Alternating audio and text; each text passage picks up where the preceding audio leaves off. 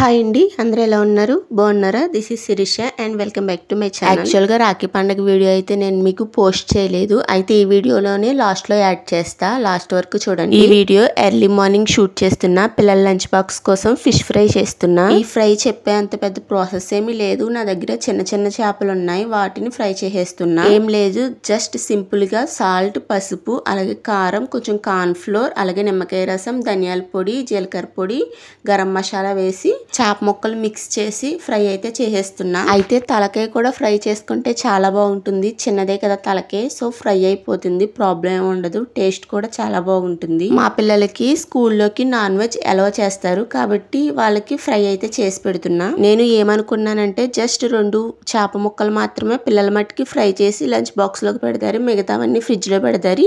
పిల్లలు స్కూల్ కి వెళ్ళిన తర్వాత తాతిగా ఫ్రై చేద్దాం అనుకున్నా, మళ్ళీ ఎందుకులే సరే అన్ని ఒకేసారి ఫ్రై చేసేద్దామని ఫ్రై చేసేస్తున్నా. మరో స్టవ్ మీద రైస్ కూడా కడిగేసి పెట్టేస్తే అది కూడా రెడీ అయిపోతుంది. ఒక పక్క ఫిష్ ఫ్రై అవుతుంది, మరో పక్క కూడా రైస్ రెడీ అయిపోతుంది. అప్పుడే మా పెద్ద పాప నిద్ర లేచి వచ్చి ఇక్కడ కూర్చుని చూస్తుంది. అప్పుడే నిద్ర లేచింది, అందుకే అలా డల్ గా కూర్చుని చూస్తుంది. వెళ్ళి పడుకో అమ్మా, 5 కదా అయ్యింది, నేను 6 అయిన తర్వాత లేపుతాను అంటే అసలు చెప్పిన మాట అన్నది వినరు. వీళ్ళు కూడా నాతో పాటు లేచి నా వెనకాల తిరుగుతారు. ఈ మధ్య పిల్లలిద్దరూ కూడా 5కి లేచి బుక్స్ తీసి చదువుకుంటున్నారు, ఎందుకంటే హోంవర్క్స్ బాగా ఎక్కువగా ఉంటున్నాయంట, సో అందుకోసం నైట్ లేట్ అయిపోతుందని మళ్ళీ మార్నింగ్ కూడా లేచి రాసుకుంటున్నారు. మీరు అనుకోవచ్చు ఫ్రై స్కూల్ కి వేస్తున్నారు కదా, మరి చుట్టూ పిల్లలు ఉంటారు కదా, వాళ్ళు వీళ్ళు తింటుంటే చూస్తారు కదా అని అనుకోవచ్చు. ఆ విషయం నాకు తెలుసు, అందుకే ఫ్రై ఎక్కువగా వేస్తాను అనమాట. మీ ఫ్రెండ్స్ ఉంటారు కదా, వాళ్ళకి కూడా కొంచెం కొంచెం షేర్ చేసుకుని అందరూ తినండి అని చెప్తా. పిల్లలకి ఇప్పటి నుంచే ఒకరికి పెట్టడం, షేర్ చేసుకుని తినడం నేర్పించాలి. అండ్ ఇక్కడ ఫిష్ ఫ్రై కూడా రెడీ అయిపోయింది. నెక్స్ట్ పిల్లల్ని స్కూల్ కి రెడీ చేసి వాళ్ళకి టిఫిన్ పెట్టేసా.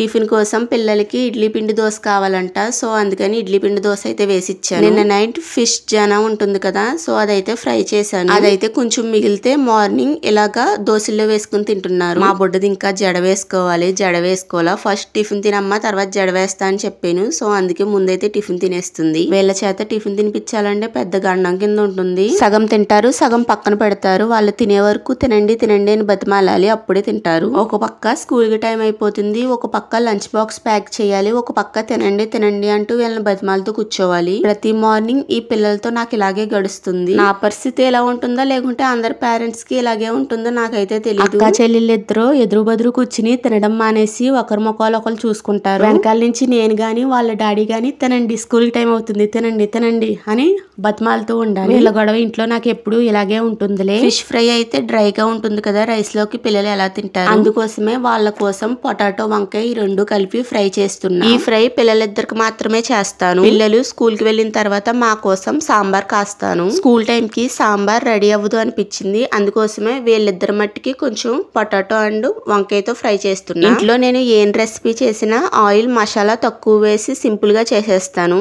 అదే వీడియో షూట్ చేయాలనుకుంటే ఆయిల్ మసాలా అన్ని కొంచెం మంచిగా ఎక్కువగా వేసి అప్పుడు రెసిపీ తయారు చేసి వీడియో షూట్ చేయాలి. ఫ్రైలో జస్ట్ తాలింపు వేసి అలాగే బంగాళదుంప ముక్కలు, వంకాయ ముక్కలు చిన్న చిన్న పీసెస్ గా కట్ చేసుకుని కొంచెం ఉప్పు, కారం, అలాగే పసుపు వేసి జస్ట్ అలా ఫ్రై చేసేస్తున్నా అంతే. ఇక ఫ్రై కూడా రెడీ అయిపోయింది. పిల్లలకి లంచ్ బాక్స్ ప్యాక్ చేసేస్తున్నా. లంచ్ బాక్స్ ప్యాక్ చేసినప్పుడు కూడా నా వెనకాలే తిరుగుతారు, ఎందుకో తెలుసా, రైస్ ఎక్కువ పెట్టేస్తానమ్మా అని భయం, కొంచెమే పెట్టమ్మా రైస్ ఎక్కువ పెట్టుకో అని కూడా తిరుగుతారు. నేనేంటంటే ఇంట్లో ఎలాగా నా మాట సరిగ్గా వినరు, కనీసం స్కూల్లో అయినా సరే టీచర్స్ కి భయపడి అయినా సరే మొత్తం పూర్తిగా బాక్స్ మొత్తం ఖాళీ చేసుకుని వస్తారని నేను అనుకుంటా. అట్లీస్ట్ టీచర్స్ భయపడైనా సరే మొత్తం ఫుల్ గా బాక్స్ మొత్తం తినేసి వస్తారు కదా. ఇక పిల్లలిద్దరికి అయితే లంచ్ బాక్స్ పెట్టేశాను. ఒక్కొక్కసారి మార్నింగ్ టైంలో పిల్లల లంచ్ బాక్స్ కి ఏం వండాలో ఏంటో అసలు ఐడియా రాదు. రేపు మార్నింగ్ కర్రీ ఏం చేయాలని నైట్ ఆలోచించుకోవాలి, లేకుంటే మార్నింగ్ గజిబిజి అయిపోతుంది, లంచ్ బాక్స్ కి లేట్ అయిపోతుంది. సో నేను మీకైతే ఫస్ట్ లో చెప్పాను కదా రాఖీ వీడియో లాస్ట్ లో యాడ్ చేస్తానని, సో ఇదే రాఖీ వీడియో. మా పెద్ద పాపకి 3 ఇయర్స్ ఉన్నప్పటి నుండి వాళ్ళ డాడీకి రాఖీ కట్టడం స్టార్ట్ చేసింది. సో అప్పటి నుండి ప్రతి రాఖీకి కంపల్సరీ పిల్లలిద్దరు కూడా వాళ్ళ డాడీకి రాఖీ కడతారు.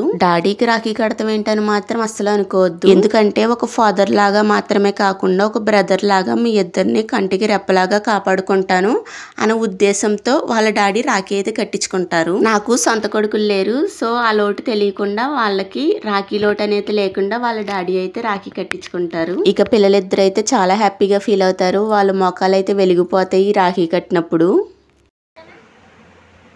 బుడ్డమ్మ రాఖీ కడుతుంది డాడీకి.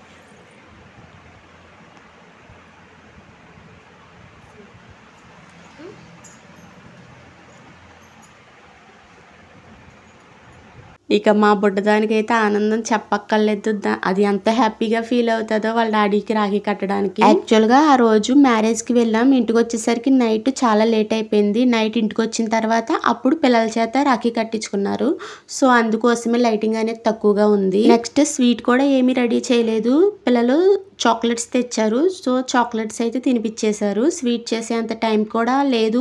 చాలా లేట్ అయిపోయింది ఇంటికి వచ్చేసరికి. అండ్ నా దగ్గర రింగ్ లైట్ కూడా రిపేర్ వచ్చింది. సో నైట్ టైం షూట్ చేయాలంటే చాలా ఇబ్బందిగా ఉంటుంది. లైటింగ్ సరిపోవట్లేదు. అండ్ రాఖీ అయితే కట్టేశారు. చాక్లెట్స్ కూడా తినేశారు. నెక్స్ట్ ఏముంది బ్లెస్సింగ్స్ కదా. సో బ్లెస్సింగ్స్ అయితే తీసుకుంటున్నారు వాళ్ళ డాడీ దగ్గర. అప్పుడే నేను డాడీ దగ్గర బ్లెస్సింగ్స్ తీసుకుంటారా, నా దగ్గర తీసుకోరా అన్నాను. సో నువ్వు కూడా అక్షంతలు అయ్యమ్మా అని వచ్చి బ్లెస్సింగ్స్ అయితే తీసుకుంటున్నారు. బ్లెస్సింగ్స్ అయిపోయినాయి. ఇప్పుడు గిఫ్ట్ టైం చూడండి ఎలా చూస్తున్నారో, ఏమి ఇస్తారో అని. ప్రతి సంవత్సరం గిఫ్ట్ ముందే తెచ్చి పెట్టేవాళ్ళం. కాకపోతే ఈ సంవత్సరం మాత్రం ఓన్లీ మనీ ఇస్తున్నారు. ఓకే డిబ్బీలో వేసుకోండి, దాచుకోండి అని.